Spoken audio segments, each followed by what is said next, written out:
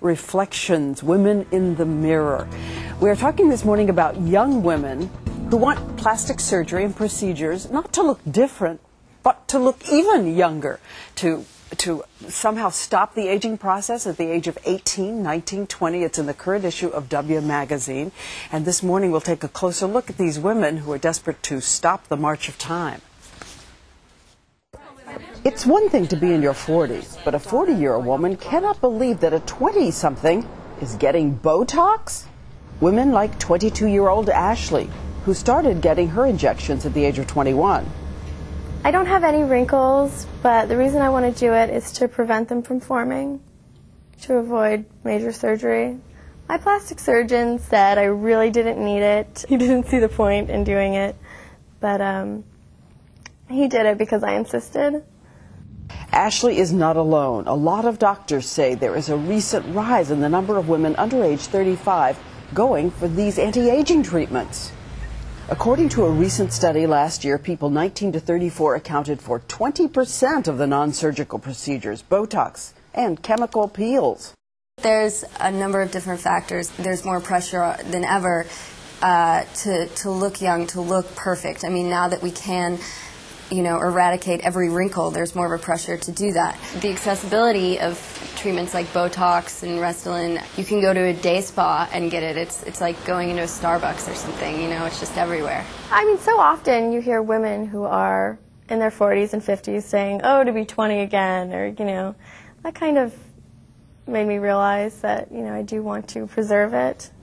Is it right for these extremely young women to receive these treatments? And does it work? Well, if you ask anyone in the cosmetic industry, they compare it to the metaphor of a house. It's preventative, and if you do little repairs, along the way, then you won't have to get the big overhaul of a facelift in 15 or 20 years. If I tell a 40-year-old woman that I get Botox and all this stuff, they roll their eyes at me and they, kind of think that it's excessive. But, I think if it had been available to them when they were in their 20s to prevent aging, I think a lot of them would have done it as well. Dr. John Joseph, a facial plastic surgeon from Beverly Hills who is on a holy rampage to stop all of this, joins us right now. Watching you shake your head as you looked at this says everything, doctor. But let me ask you the first question, which is it like a house? And if you keep the repairs up, does it work? Well, certainly to some extent that's true, but usually when you repair something, it's broken.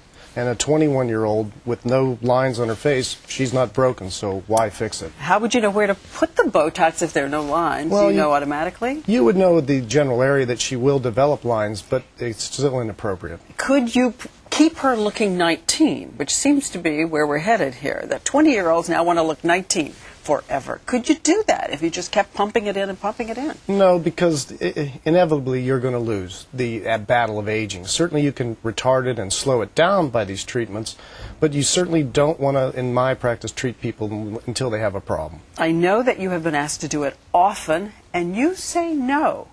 Hard to say no? It's a lot of money. Well, no, if you're a righteous physician, you should refuse the service to the patient that doesn't require it. And what argument do you make to these young women? You don't need it. Not yet. But clearly need is not only what this is about. This is about something else. Can you actually talk them out of it? And I'm thinking of parents joining in too here. Well, you should. You definitely should try to talk them out of it. It's not appropriate, at least in my opinion. And do they say to you, I'm just going to go to somebody else and get it? That's their option. It's America. They can go wherever they want. What do you think of the doctors who say yes? I think that if they actually had a 21-year-old daughter themselves, they probably wouldn't treat her. And if they choose to treat someone else's daughter, shame on them. And at the end of the day, the time to start thinking about these sorts of procedures is when you have the problem. Meaning, if you have the lines, treat it. If not, enjoy life. Well, I remember you saying at one point in something I read that that you won't allow them, you wouldn't sell crystal meth. So why are you selling something that is also so inappropriate for young kids? Yeah, I agree.